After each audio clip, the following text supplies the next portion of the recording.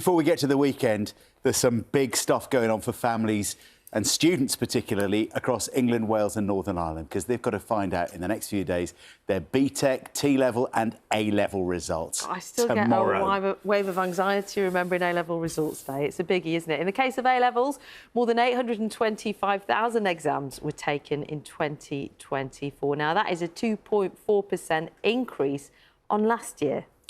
And while lots of young people will go straight into work or into apprenticeships, almost 317,000 students have applied for university or college this year. That's the second highest number on record. But the number of teenagers applying to study medicine has dropped by 12% in 2 years, down to just over 12,000. We're going to talk about that and about what else you need to know ahead of results. But first, our reporter Anne-Marie Tasker has been to Lincoln Medical School, where the first doctors to be trained in the city have now begun working in the NHS. After leaving London and spending 5 years studying medicine in Lincolnshire, Miranda Ntorincancer is among the first 73 doctors to graduate from Lincoln Medical School. And now she's swapping the university's training wards for real ones, starting her first job as a junior doctor at Lincoln County Hospital. Hospitals like Lincoln and Boston will help you gain those independent skills quite early. Rural medicine is not something that you get to experience often, especially if you grow up or you work in a big city. So we get to see different conditions that are more progressed, like diabetes and hypertension. Do you think if you hadn't been here at medical school, you never would have applied for a job at a hospital in Lincoln or Boston? Honestly, probably not.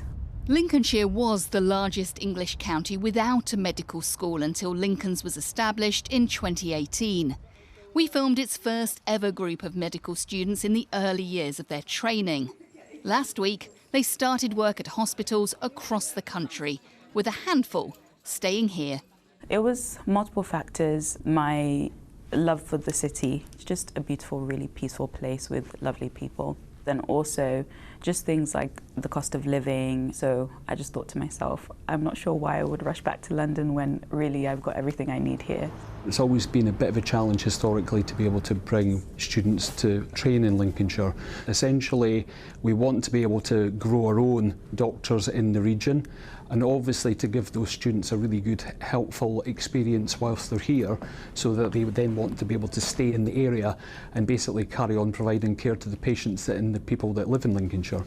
Miranda will spend her first 2 years working as a medic in Lincoln and Boston. Hospital bosses hope she won't be the last homegrown doctor they take on. Good luck to them. Yeah, good luck to Miranda. Congratulations on finding that placement. And that was Anne-Marie Tasker reporting. Well, we're joined now by Courteney Sheppard from the Universities and Colleges Admissions Service, UCAS as we call it. And it's such a big week, isn't it, for students and parents as they get those results and work out what to do. If there's one thing those students should be thinking about this morning before they get the results, what do you think it is? So it's a really emotive time for those students, and our advice always throughout the whole year is have a plan. So if you don't get the results that you wanted, or if you've had a change of mind, tomorrow when you get those results in your hand, know what you're going to do. You can do some research now, you can look at courses available in clearing. There's lots of choice and options, but have a plan. And don't despair, I suppose, because we hear so many stories of people who went for one degree, didn't quite get the grades or didn't get the place, ended up somewhere else and absolutely thrived in a different direction. Absolutely, I couldn't agree more. I speak to hundreds, if not thousands, of students across the course of the year, and what we're seeing now is the biggest proportion of students using clearing are students who choose to, and they exercise their choice. So there's plenty of options available.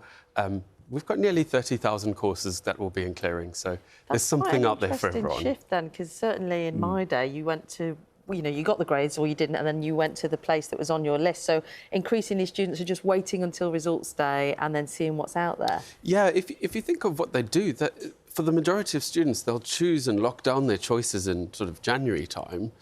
and then receive their results in August. And a lot can happen in 8 months in terms of changing your decisions, what life throws at you. So there are lots of options, and if students want to wait and exercise their choice on the day, they can. I think sometimes we talk about clearing, like everybody knows what it is, but there'll be lots of mums and dads who haven't been to university themselves, whose kids are now thinking about going, and they hear about this thing, clearing, going into clearing. Just explain, really, what is it? How does it work? Yeah, clearing is kind of the final stage of the application process when going to higher education. So it's there for those students who have got their results already, begins in July. And what it is universities will display all of the courses available where they still have places. Students are able to look at these and contact the universities to see whether or not they would want to take a place and whether they'd be offered. And in particular, from tomorrow, once the results are out, students can choose if they don't get the grades they wanted, or if they want to change their minds, they do their research, and then from 1 p.m. tomorrow, that's when they can lock in that clearing choice. And that's basically it. It's really straightforward. And then off they go. And so it's like a matchmaking thing. You're trying to find... It's a bit like that. Yeah. And if you've got better results, being entirely optimistic, than you thought you were going to get, can you go in there as well and find someone? Exactly the same principle, yeah. So it's really fair. All those courses are available. And normally, if you've got better results than expected, great. You can celebrate, you've got your offer in the bag, or go and chat to the universities that you may didn't think that you could have gotten to. Does that create more of a headache for UCAS? I mean, we are here to support.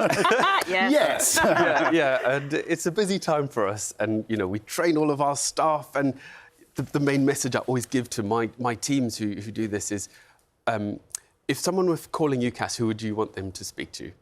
Brothers, sisters, mums, dads, etc. How would you want that interaction to be? So we're here to help. Interesting piece in the Telegraph I saw this morning. Your boss at UCAS, the chief executive of UCAS, the head of Universities UK, is encouraging A-level pupils to choose degrees that they enjoy rather than one they think about is going to earn the money or let them progress doing the right thing, or maybe what parents want them to do. What are your thoughts on that? So I think it's an investment in your future, right? So when you're going into higher education, into university, that's 3 years, 4 years, maybe more of your life. You wouldn't want to do something that you don't enjoy for that amount of time, would you? So I think absolutely encourage what you are interested in, what you enjoy, and you will apply yourself more. And from my interactions with students, that really brings out the passion and the drive for them wanting to succeed. You don't want to spend all that money doing something you don't enjoy either, do you? You wouldn't. You absolutely wouldn't. Just takes that pushback on your parents when you're a teenager, which many teenagers are very good at.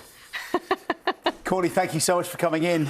You've got lots of work to be getting on with, I imagine, over the next few days. Busy day. Good luck to you with your results.